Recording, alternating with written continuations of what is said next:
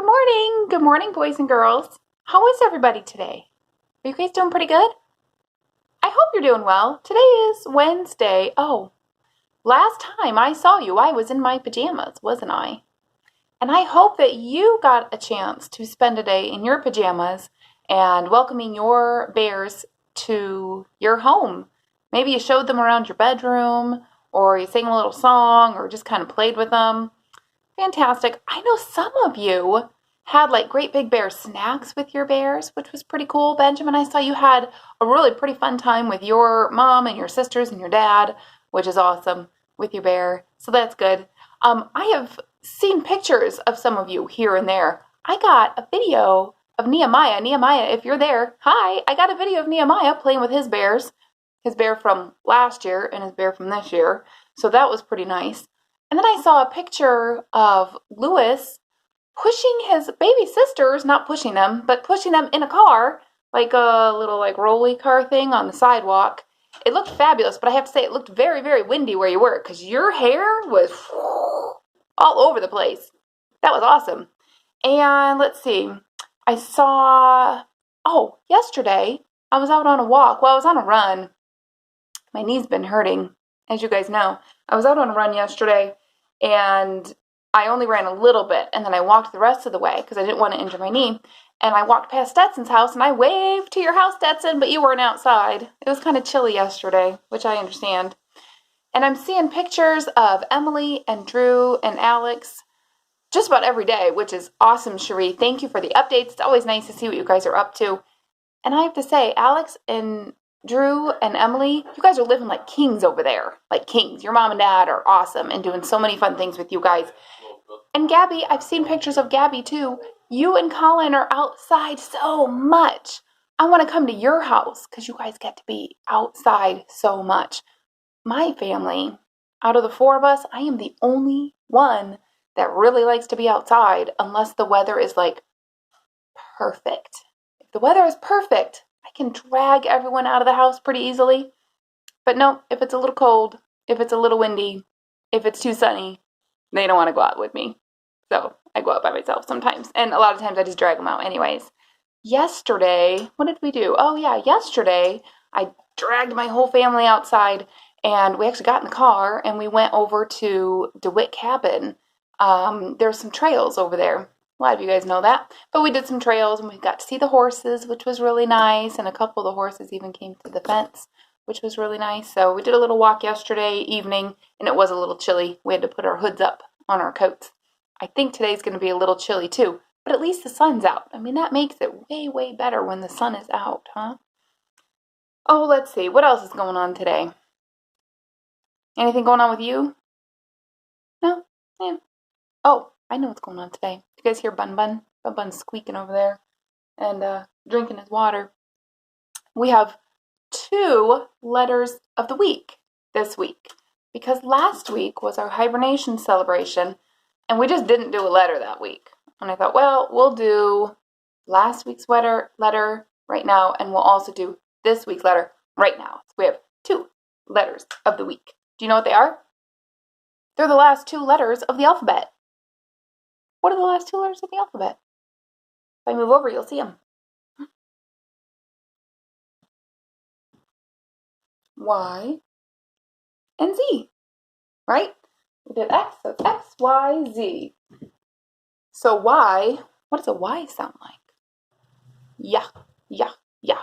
A lot of times, at least at the beginning of a word, Y sounds like yeah, yeah, yeah. And I'm going to draw it on a piece of paper here. Now, when you go to kindergarten, your kindergarten teachers might get a little picky about how you draw your letters. So I'm going to draw it for you kind of the proper way and how kindergarten teachers would like you to draw it. And I would like you to learn it this way as well. So your uppercase Y is going to go down and in. And the other side goes down and in. And then it has that tail. That's your uppercase Y. And your lowercase y just goes down and in. And then a long one like that. Those are your Y's. And a Z, what does a Z sound like? You all know this. Z, z, z. Like zoo. Alright, here we go, Z. Z. It's kind of a tricky one. Diagonals can be tricky, moms and dads. So when you're working with your kids on their letters, diagonals are kind of tricky sometimes. So sometimes we'll draw dots. I'll draw a dot to the next place when they're writing. And then they can kind of see to go all the way over there, which is really tricky for little hands to do a diagonal. So that's the Y and that's the Z. What starts with a Y? Yeah. I have one I'm going to do for you.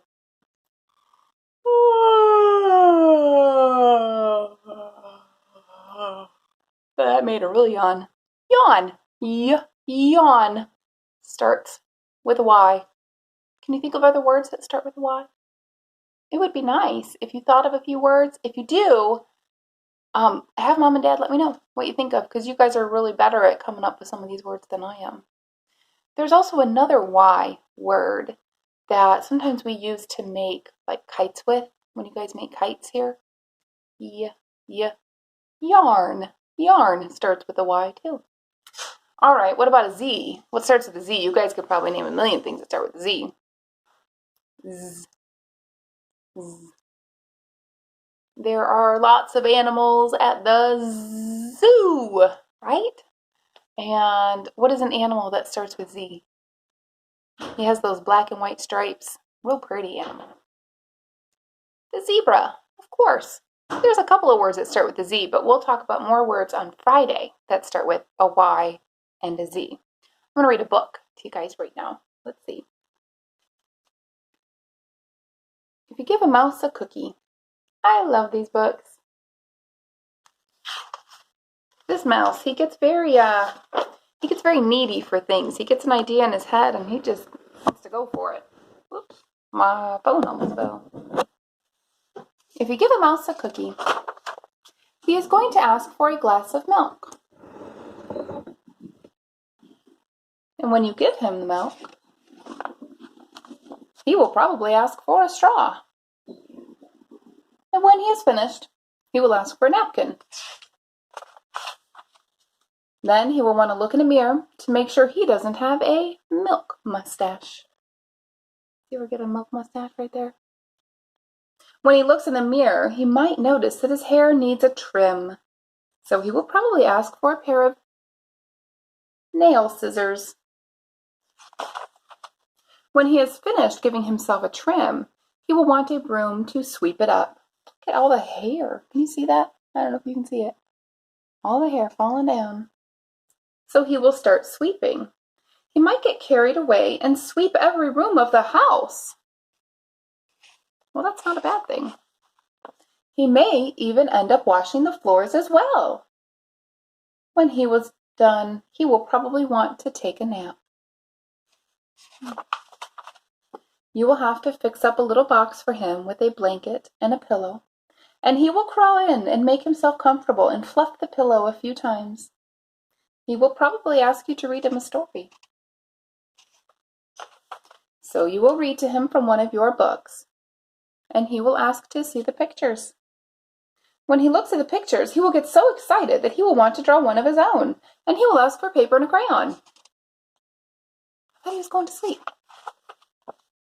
So he will draw a picture.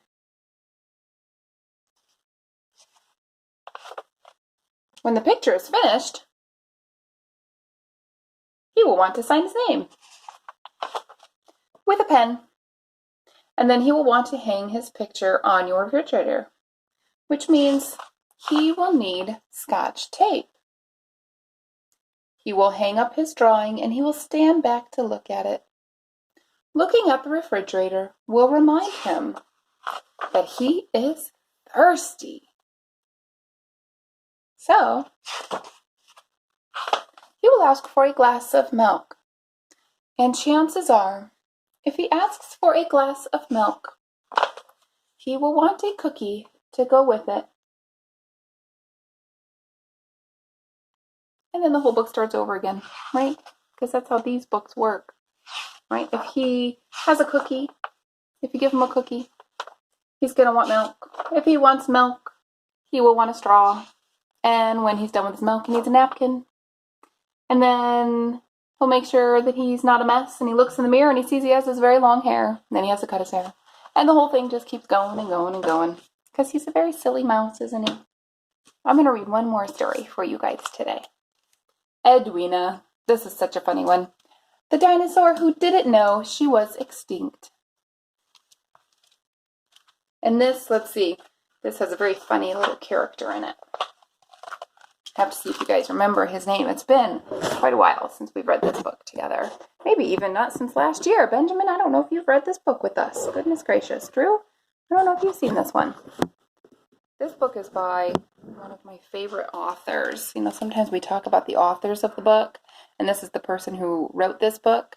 His name is Mo Willems, and he also wrote Knuffle Bunny and the Elephant and Piggy books, and the Pigeon books too. He's a really funny author.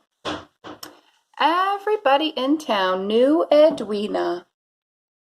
She was the dinosaur who played with the neighborhood kids. She was the dinosaur who did favors for anyone who asked. Edwina helped little old ladies cross the street, and she baked chocolate chip cookies for everyone. Everybody loved Edwina, except for Reginald von Hoobie-Dooby. Can you say that name? Reginald von Hoobie-Dooby. Reginald knew just about everything about just about everything. He liked to give reports in class about all of the things that he knew. And today he was going to talk about things that are extinct. Specifically, dinosaurs. And he wrote Dinosaurs Totally Extinct, a report by Reginald von Hoobie-Dooby. But as soon as Reginald started, Beth McFeeder asked, well, what about Edwina? She's a dinosaur. And then Tommy Britcher said, yeah, Edwina can't be extinct. She bakes chocolate chip cookies for us. And then Mrs. Mink added, maybe Edwina is baking chocolate chip cookies for us right now.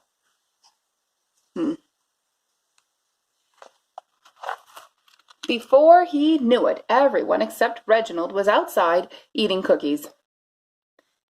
No one listens to me with that dinosaur around, thought Reginald. Well, tomorrow I will prove to the whole town that dinosaurs really are extinct, and poof, Edwina will disappear.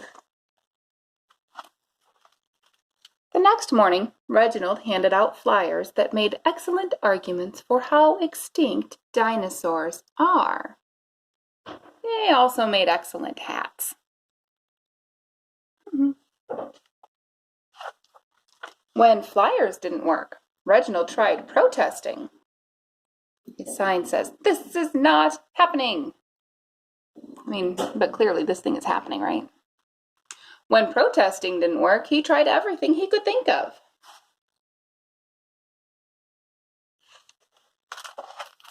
But no one listened. Finally, Reginald broke down and cried. Boo-hoo, he sobbed. Why won't anyone listen to me? I'll listen to you, said a voice from behind him. It was Edwina. Reginald took Edwina to his classroom. Inside, Edwina listened as Reginald told her the truth about dinosaurs. He was persuasive, he was expressive, he was loud. He was very convincing. Edwina was shocked. When he was done, Reginald felt fantastic. No one had ever listened to him so well for so long. Oh, everything Reginald had said made sense. There was no doubt about it in Edwina's mind. She knew she was extinct. She just didn't care.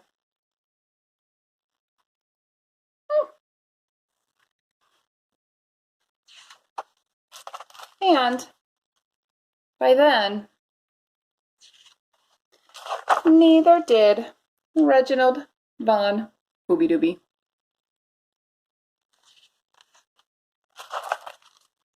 The end. What is she making for him? Chocolate chip cookies, of course. What a silly book. I love that story. All right, guys, so have a wonderful Wednesday. I will see you again on Friday, right back here with a couple of stories, and we'll talk about Y and Z, okay? I love you guys. Have mom and dad send me a little message about how you're doing, or you can give me a phone call or an email, or post a little video for me, or text me, or whatever. I love that you guys have been contacting me because I love to hear from you, and I miss you guys so much. Mwah! Bye, guys.